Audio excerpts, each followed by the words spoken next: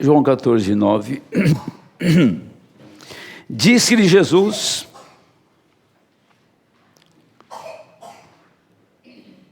estou há tanto tempo convosco e não tendes me conhecido, Filipe.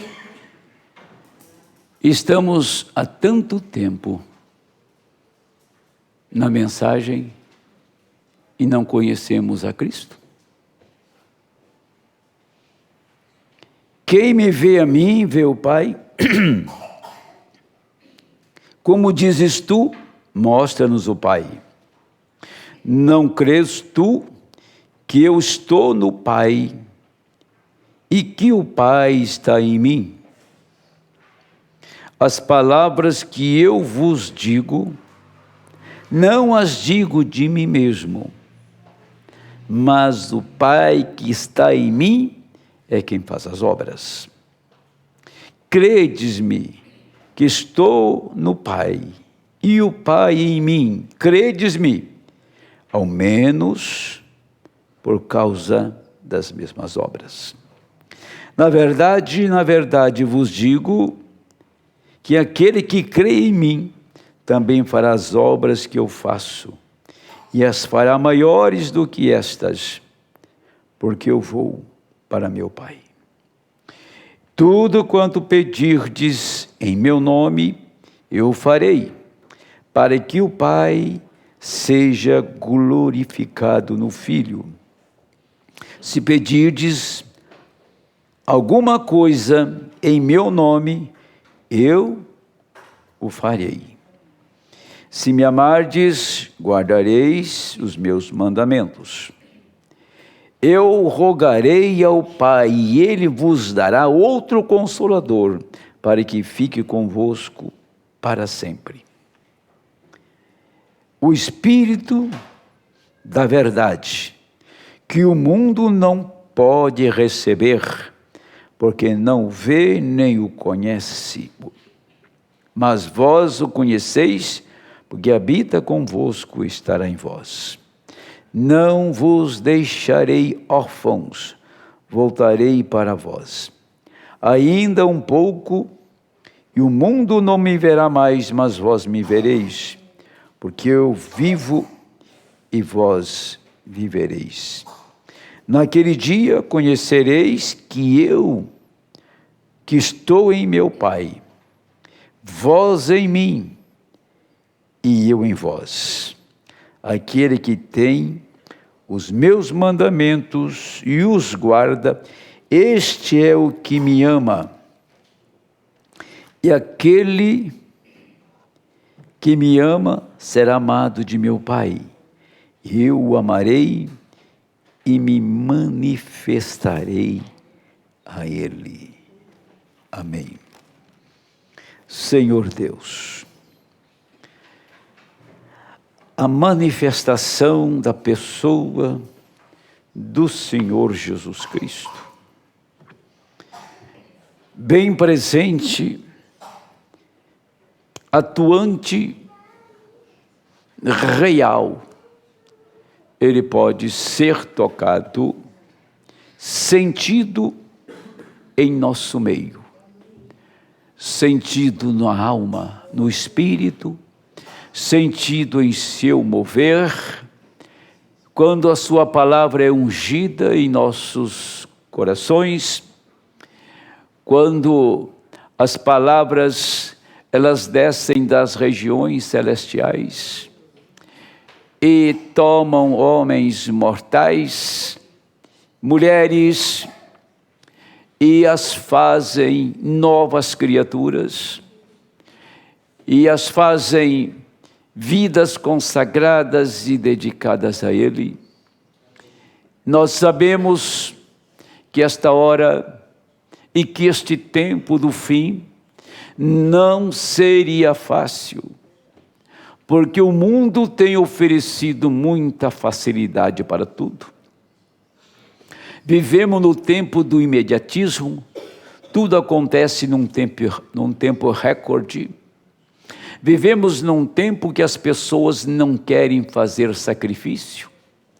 Elas não querem perder tempo para estar na presença do Senhor orando. Elas não querem perder tempo, ou seja, parar um dia de alimentar para consagrar sua vida em favor da própria igreja onde ele congrega, do povo, dos necessitados, dos aflitos. Ó Deus, nós sabemos que a hora que nós vivemos é uma hora de desagregação da fé. As pessoas não sabem o que é fé. Elas não têm ideia o que é uma vida de fé. Elas pensam que fé é uma coisa mental e que fé acontece por tomar decisões, por fazer algo por si mesmo ou por outro. Fé é substância, é aquilo que se faz presente, não sendo tangível, mas crendo de todo o coração que o Senhor está presente. Jesus Cristo mesmo ontem, hoje e eternamente. Jesus Cristo em todas as eras. Pai, antes que nós nos rendemos em oração a Ti, pedimos que o Espírito Santo, não só a audiência presente, não só, ó Pai, os que estão aqui, mas aqueles que atentamente estão dispostos a ouvir e tomar a Deus em sua palavra, aqueles que estão dispostos, meu Deus, a render, a entregar todos os seus dias, até que ele seja tomado e tirado daqui, dar cada minuto, dar cada momento da sua vida para o Senhor, meditar noite e dia em sua palavra, como disse Davi, que será como árvore plantada juntos a ribeiro de águas, cuja as folhas não caem e o seu fruto aparecem na estação própria. Esta é a estação do fruto. Esta é a estação, meu Deus, do tempo final, da colheita. Todas as sementes têm se manifestado neste tempo. Pai, nos ajude, que nesses poucos momentos possamos estar rendido, entregue, com os nossos corações olhando para a palavra e dizer: Senhor, eu quero tomar parte nisto, eu quero ser parte disto. O Senhor me ajuda a me render, a me entregar, a me dedicar. O Senhor me dá esta oportunidade. Deixa-me fazer isto, Pai. Eu quero estar em suas mãos. Eu quero estar sobre os seus cuidados. Entrego a minha vida junto com esta igreja para esse momento, no nome de Jesus Cristo. Amém, Senhor. Pode sentar-se. Deixa eu falar uma frase para vocês aqui. Isso tem que ser entendido de uma maneira espiritual, né? Cuidado com o que você tolera. Cuidado com o que você tolera. Você está ensinando como as pessoas devem te tratar. Isso é muito importante. Se você tolera uma coisa que não é certa, vão te tratar como uma pessoa que não é bem certo. Se você tolera uma coisa errada, vão te interpretar como um homem, uma mulher errada. Porque nós, às vezes, toleramos o que não devia ser tolerado. As pessoas devem nos conhecer. Quem fala comigo, quem fala com você, deve te conhecer. Saber quem você é. Para que eles realmente possam ver. Ou você ser um alvo de crítica, ou você ser uma ponte que ele possa ver um caráter em você. Duas coisas acontecem. E eu creio que, de uma maneira tão clara, tão limpa, tão simples, o Senhor tem nos instruído, tem nos ensinado, desde o momento que entramos nesse lugar para adorar.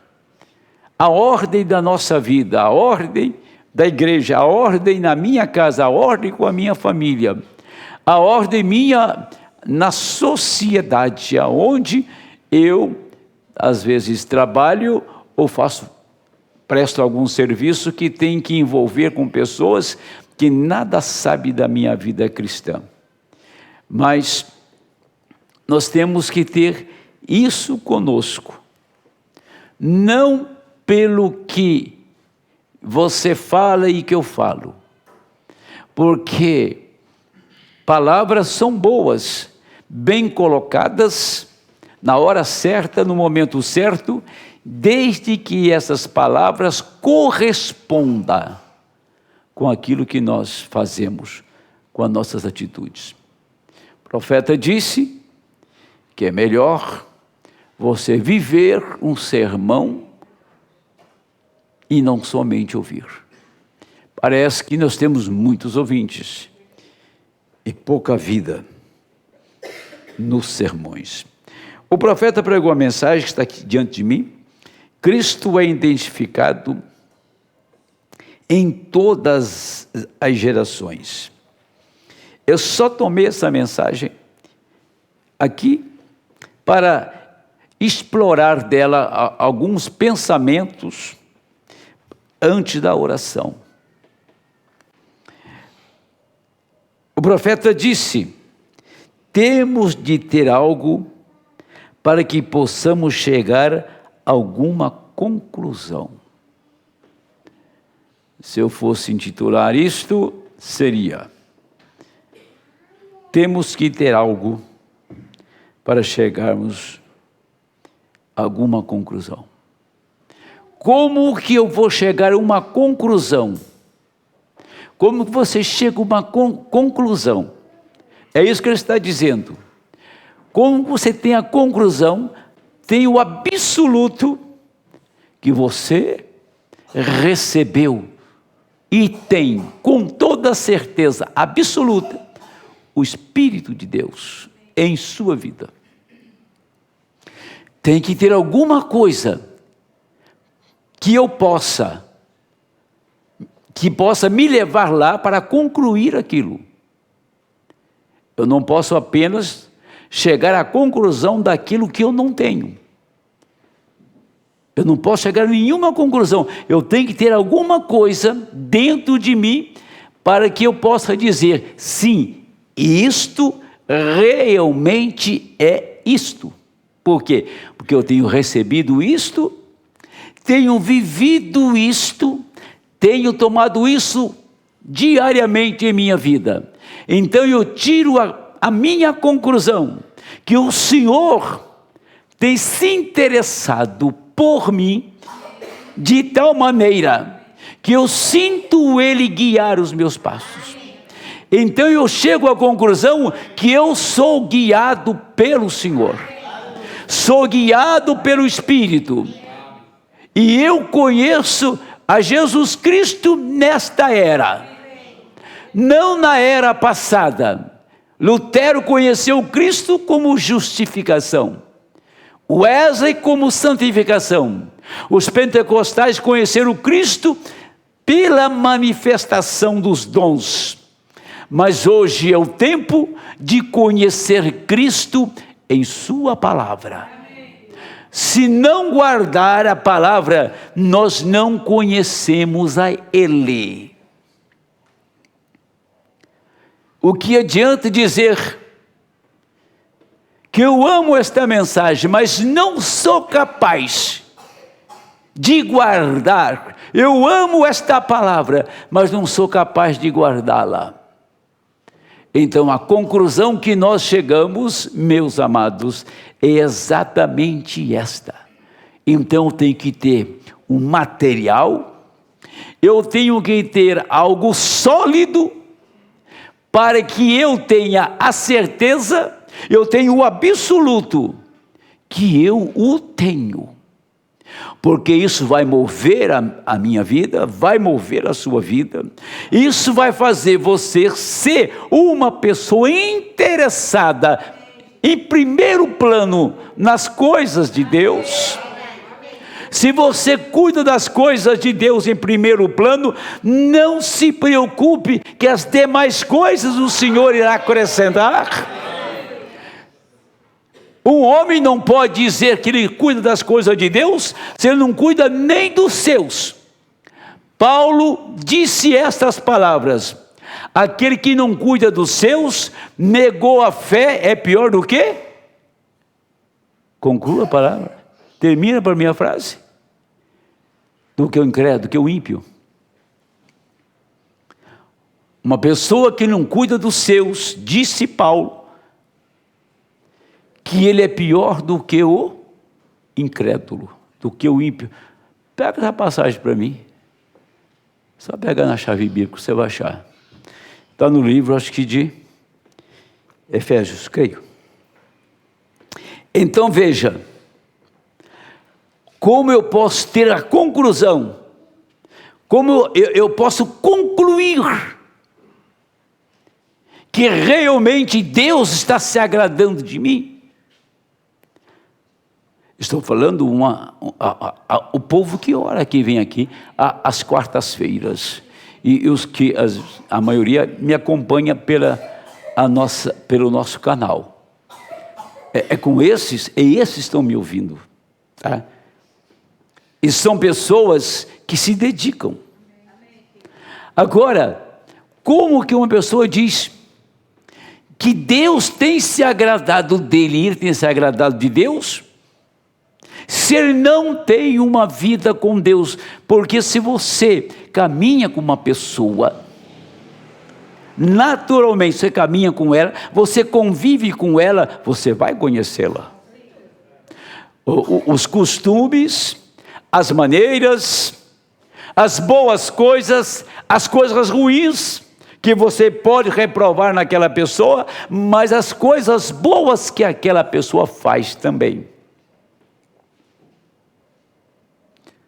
Porque você caminha com ela. Se você caminhar com Cristo, você vai conhecê-lo. Se você caminha com Cristo, você vai conhecê-lo. Não venha me dizer que você conhece quando você não tem nem sequer o desejo de caminhar com Ele. Eu sempre disse e vou morrer dizendo que o culto de oração devia ser o culto mais interessante para a igreja. As pessoas não oram por um motivo. Porque elas não crêem. Porque quem crê, ora. Quem crê, ora.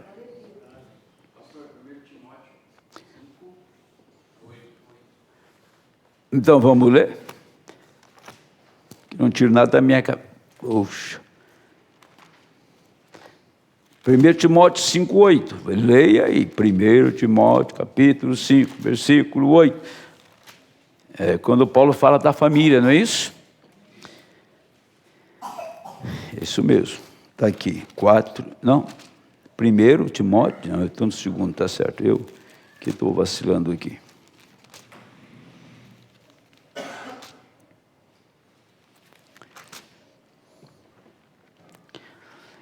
Mas se alguém não tem cuidado dos seus, principalmente dos da sua família, negou a fé, é pior do que o infiel.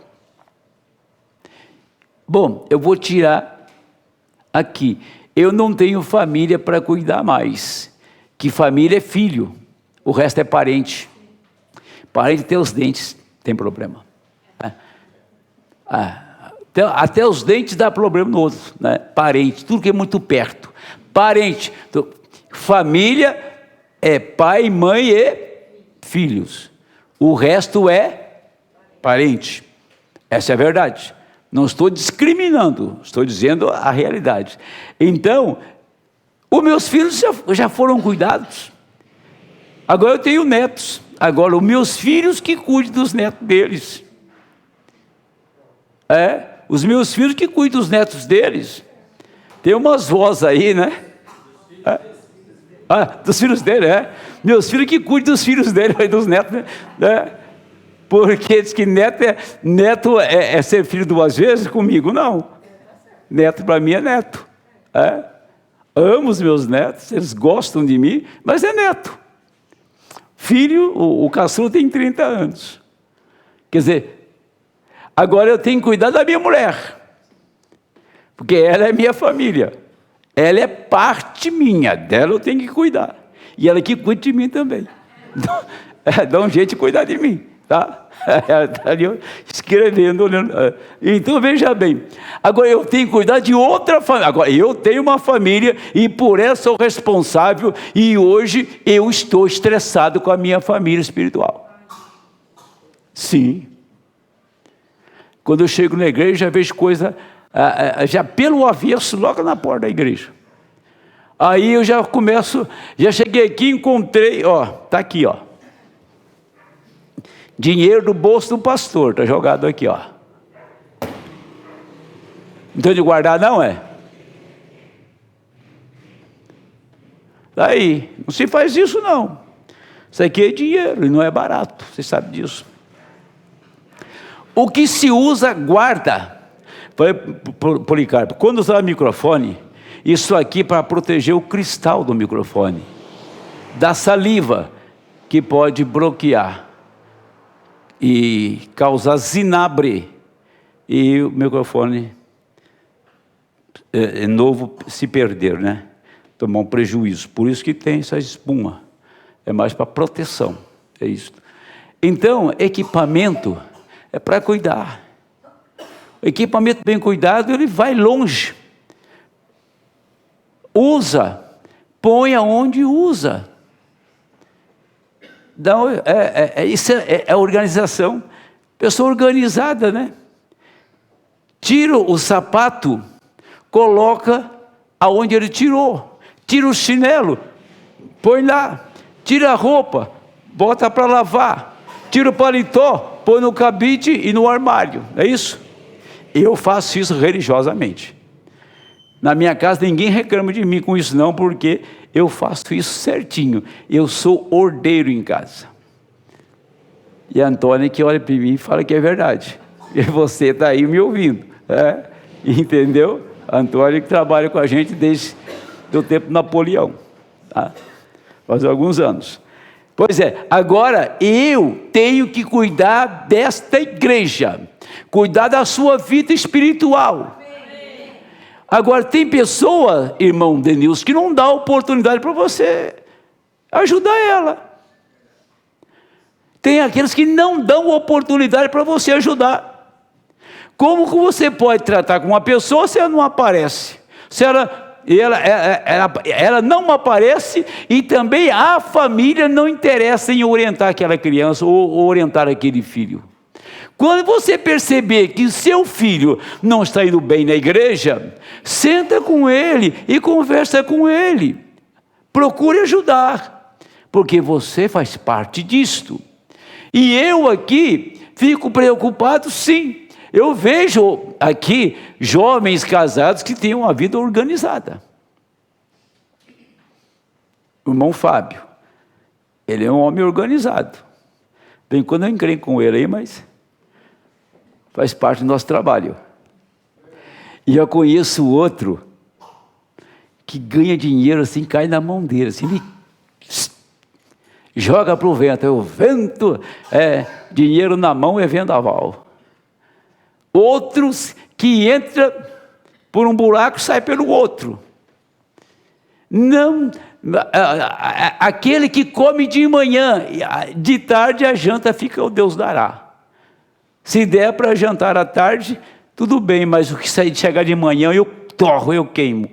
Pessoa que não tem organização nenhuma. Sempre ganha bem, está sempre na pendura. Eu ganhava muito bem. O meu salário era um dos maiores dentro de uma metalúrgica. Eu era ferramenteiro. No fim do mês eu estava pendurado com dívida. Por quê? Porque eu gastava tudo em farra. Eu não era cristão, né? Lógico. Mas já tinha aqueles que chamavam de mão de embuia. Fechava a porta. Esses construíram alguma coisa, né?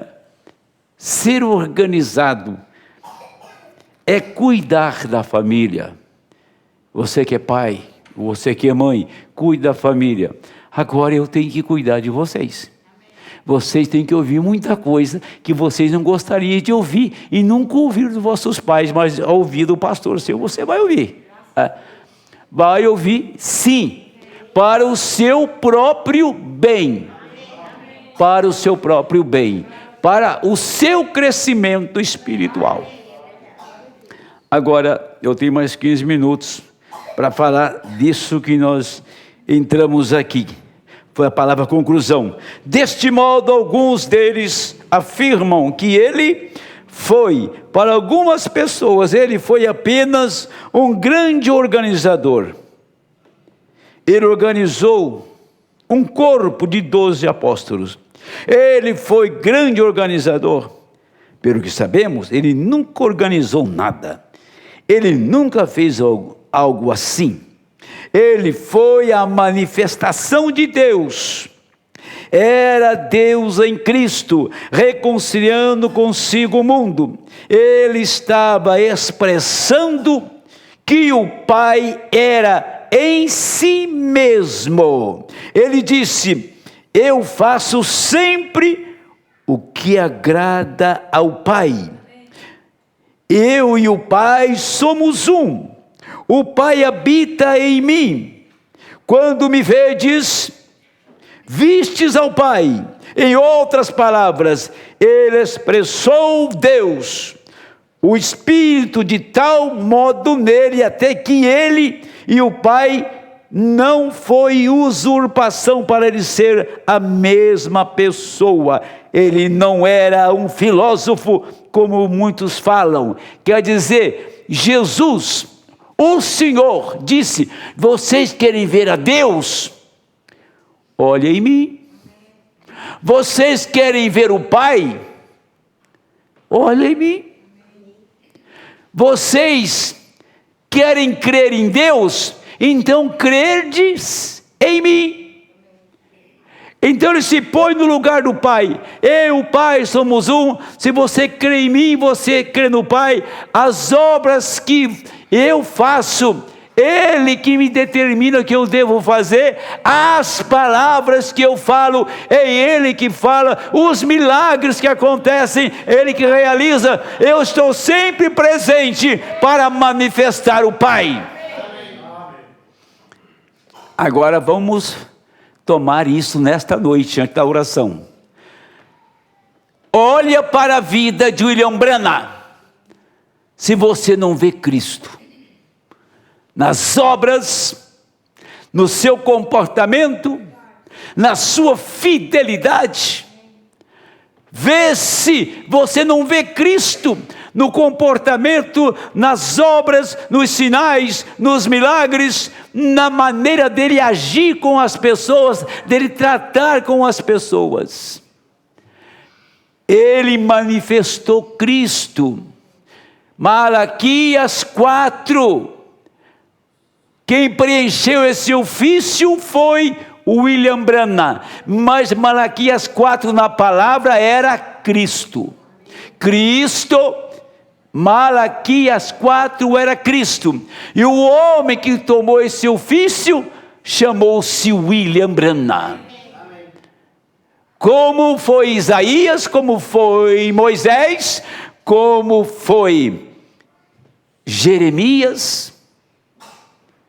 Agora você toma, Paulo falou assim, que a igreja, lá em Gálatas, ele diz que a igreja via em Paulo Cristo mesmo.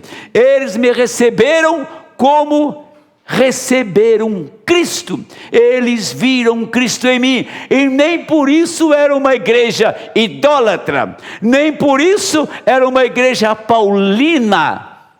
Nem por isso era uma igreja alicerçada, fundamentada num homem. Eles criam e viviam os ensinamentos de Paulo. E quando eles viveram o que Paulo ensinou, eles estavam vivendo a vida de Cristo. Quando vivemos o que o profeta Senhor nos ensinou nas mensagens que temos, nós estamos manifestando a Cristo. Não tem como manifestar a Cristo nesta era fora da mensagem. Se William Branham manifestou a Cristo, e se a mensagem que ele pregou eu abracei, eu assumi, eu tomei esta mensagem, eu creio nela, eu me esforço, eu luto com todas as forças que eu tenho para vivê-la. Então Deus conhece o seu esforço, Deus conhece a sua determinação, o seu encorajamento. Deus sabe o quanto você está se esforçando para viver esta palavra.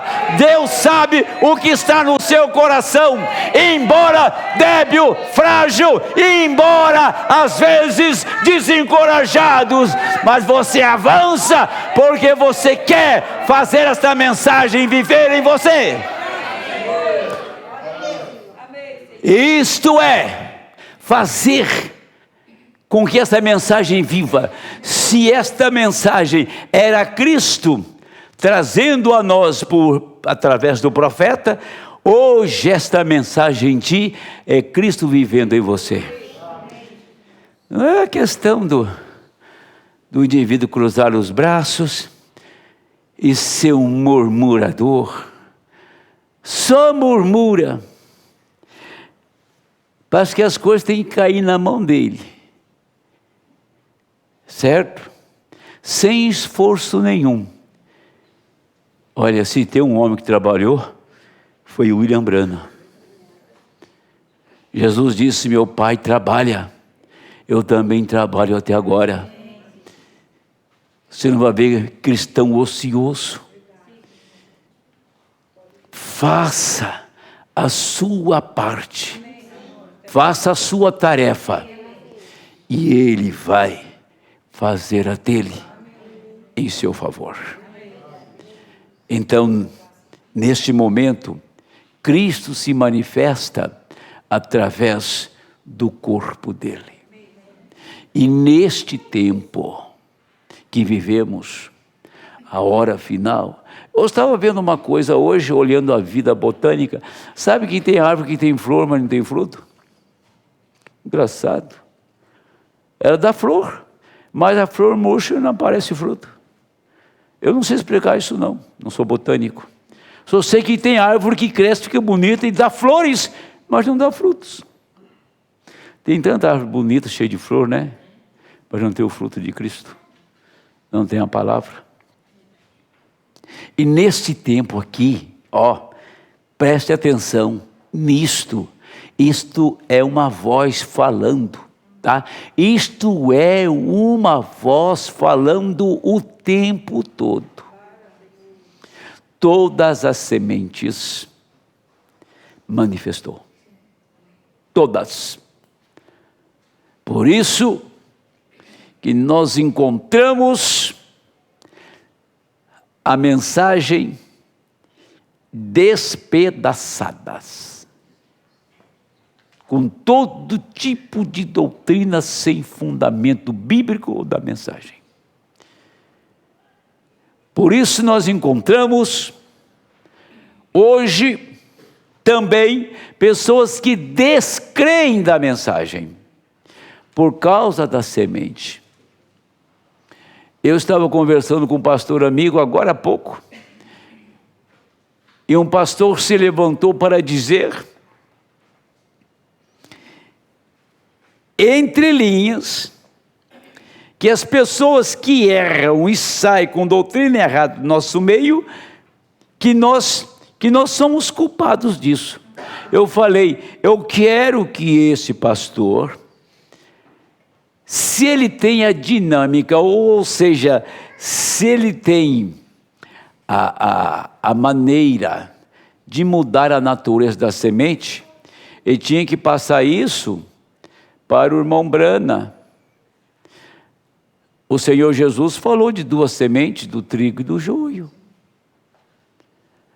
Tá? Você não pode mudar a semente. Você planta carrapicho, você vai colher trigo? Quem conhece carrapicho aqui? Coisinha desgraçada, hein? Eu nasci no mato, é maior linda. O bicho pega na gente, né? Gruda, mais gruda que te falar, viu? Agora, quem conhece trigo? Você conhece trigo, né, Márcia? Carrapicho você não conhece, né? Conhece também? Ah, tá. Ah, você conhece carrapicho? Então tá bom. E trigo. Põe os dois na terra. Espera vir a colheita. O que você vai colher do joio? O que você vai colher do carrapicho? Colher carrapicho. O que você vai colher do trigo? Você vai colher trigo, não vai? Então, nesta hora, manifestou-se os filhos de Deus. O trigo que Deus plantou, Ele está colhendo agora. E você não pode mudar a natureza do trigo. Ele é Cristo de ponta a ponta, desde o solo até na semente em cima.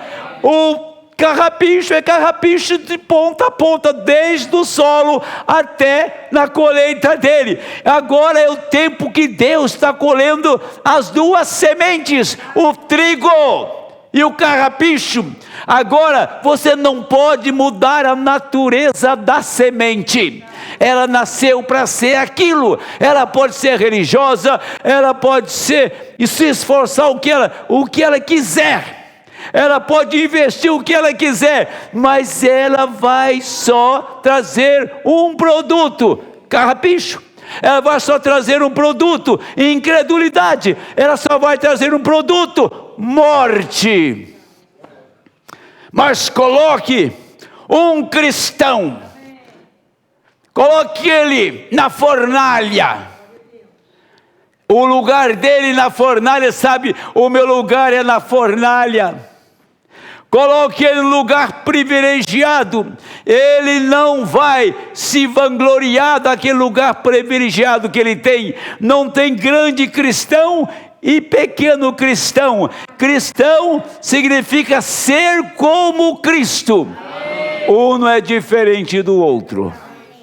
Por isto, a mensagem: Cristo de todas as eras, o mesmo. Então, o mesmo Cristo que veio do ventre de uma virgem, que foi um homem, morreu, ressuscitou, esse Cristo termina agora no homem que morre e que ressuscita. Você não precisa esperar a morte bater na sua porta e levar você para a sepultura para te ressuscitar. A ressurreição é a palavra, e a palavra tem ressuscitado nesta hora. Se a palavra ressuscitada está dentro de ti, você está ressuscitado em Cristo. Vou terminar. A coisa é tão complicada que os dois discípulos estavam caminhando para Emaús. De repente, aparece um transeunte ali, que sai assim de uma veredinha, de um trilhozinho, uma encruzilhadazinha, e começa a caminhar com eles. Agora é 3, né? Era 2, agora é 3. Aí, ele começou a conversar com ele. Eles perguntaram: você é só peregrino aqui?